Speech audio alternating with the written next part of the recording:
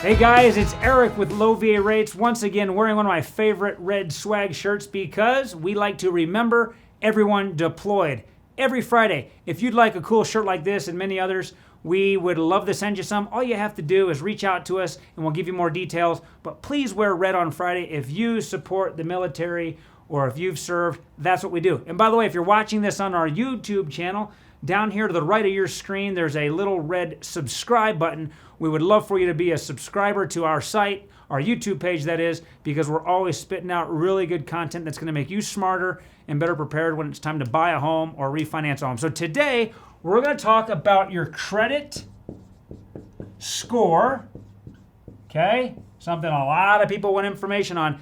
And how deep do we dig, okay?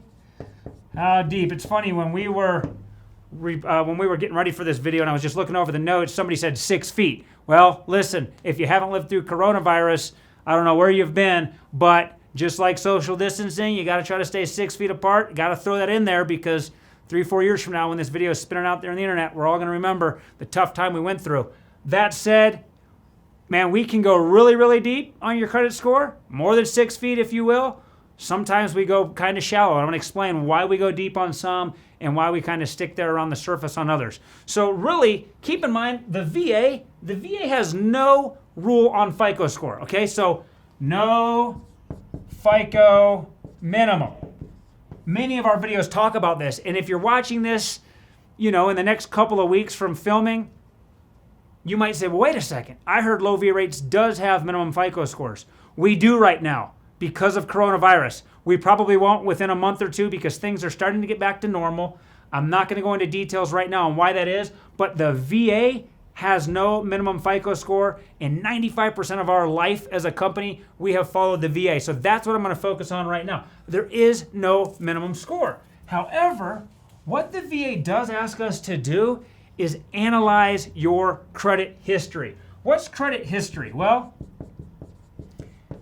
credit history is things like credit card, okay, credit cards, late payments. Try not to keep my back to the camera too long. Late payments, there might be public records on your credit report. That would be like bankruptcies, foreclosures, judgments, stuff like that. How about, can't spell today. Other things that might be on there are debt amounts. How much debt are you carrying? So we can't just look at a score and say, yeah, you're in or you're out. We have to go deeper and we have to start analyzing just your overall picture. So let's talk about each one of these things. If I skip some, look, everybody's credit's different. Everybody's credit history is different. Collections, for example, I forgot to put collections on that little bullet list, but let's talk about some of these. First of all, the most important in my experience when I talk with underwriters is your payment history. Guys, this is so important. I was actually having a discussion with a veteran right on our YouTube comments the other day who was pretty upset because he had not missed a rent payment in like 7 years. His rent payment was more than a house payment would be, but he was being told no by lots of lenders. And here at Low VA Rates, we likely would have told him no also, because even though he had been making his rent payment on time, there were a lot of other issues on his credit card or on his credit report to show that his payment history was all over the place. And his argument was, yeah, but I don't ever miss my rent, so why would I miss my mortgage? That's not how it works. Payment history, if your credit card is due on the 1st, you need to pay your credit card statement on time. You could have impeccable credit for 3 or 4 years, miss a couple of credit card payments, and your history has now been really jacked up. And that could keep you from getting a mortgage, even though it's a credit card. Okay, some other things that we want to look at would be seasoning. Okay, seasoning of this credit history is important. If 4 years ago you missed a credit card payment and then you've gone 4 years without, that's not going to be a real big issue because there's been a long enough season or long enough time between that negative payment history and a bunch of positive payment history. So just make your payments on time on every credit card, whether it's a $1,000 credit card limit or a $50,000 Amex credit limit. It doesn't make a difference. If you go late one time, you're really hurting your chances, at least for the next year. You're not completely out of it, but you're hurting your chances. Let's look at collection accounts. Okay, collection accounts, this is a bit tricky. because the VA gives lenders like low VA rates who have authority to do VA loans, they give us latitude, but we still have to stay within their guidelines. Collection accounts, let's say that credit card payment that you missed 4 years ago, to go back to my last example, let's just say you fell on hard times, you walked away from the credit card, you had charged up a $750 balance on a $1,000 credit limit, and you walked away, and Visa sold your $750 debt to a collection agency. Well, not only do you have that bad history on your credit report, you now have an active collection account. Most of the time, you're gonna have to make sure those collections have been paid in full. Not always. It just depends on what degree of collections you have. If it's a small Sprint phone bill for 50, 60 bucks from 4 or 5 years ago, we're probably gonna be able to look the other way. If you owe the Ford dealership in your town $25,000 because they repoed your car, so you've got a repossession and a collection, that's gonna be a pretty big issue. The older the collections get, the easier it is to justify getting around them. So, did I give you a black and white answer? I didn't. There's an analysis that goes here that we plug into the entire picture. Bankruptcies and foreclosures, okay? If there's a BK or foreclosure on your credit history, that's problematic, okay? For a purchase, and I'm not going to go into a lot of detail in this video, but on a purchase, generally speaking, a foreclosure and a bankruptcy needs to have happened more than 2 years ago. So if you went bankrupt last year and you want to buy a house this year, it's going to be difficult. You can reach out to us and we can dig deeper, but generally speaking, you need to reestablish clean credit for 2 years. Same thing on a foreclosure, okay?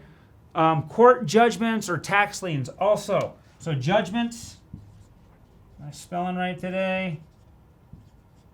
Just goes to show you, I don't think there's an E in judgments, but who knows? You guys get the point, right? So we don't script anything here. Judgments, courthouse records. Sometimes, let's say we've had people that didn't even know they had liens or judgments against them. They might have gotten an HVAC fixed in their house 3 years ago. They went out and got a lien put on their home because the contractor doing the HVAC said, hey, look, until you pay me, I'm not removing this lien. You paid them on time and everything, but the contractor forgot to remove the lien. That lien could be an issue. We can help you take care of that with the documentation and evidence and judgments. Maybe you went to small claims court years ago over, your dog bit some kid running down the street and you got in trouble for $500. You had to pay his stitches bills and everything else. You never did it, so the judge slapped a judgment on the credit. These things could prohibit you from getting a loan, but we can help clean that up and we can help work around it. So those are really important things to worry about. As far as less important things, I'm not even sure I like to use the word less important because every single last thing on your credit history is important. I think I'm going to kind of wrap it up there. I like to keep these Red Friday videos shorter. We go deep, as you can tell. Now, here's the final explanation. If Mr. Smith comes in and he has a 700 FICO score, even though I said we don't really look at your FICO score by itself, and Mr. Joe has a 575 FICO score, who do you think we're going to dig deeper on? Who are we going to peel back the layers on and really dig deep? This guy. Because the score tells us there's likely not a whole lot of issues in that credit history. We'll glance at it, we'll look at it, but a lot of times the person with the high FICO score gets an automated approval and we don't even have to dig deeper. It's when you have the lower scores, human thought processes have to be involved and we start digging deeper. Of course, to get approved for a loan where we're looking at your credit report, so that would be all VA loans other than the Streamline, we're going to look at debt to income ratio, we're going to look at appraisal, we're going to look at a bunch of other stuff. But those are other videos that we have out there or that we'll do. As far as credit, I hope that wraps it up. Thanks for watching today. Once again, this is Eric with Low VA Rates.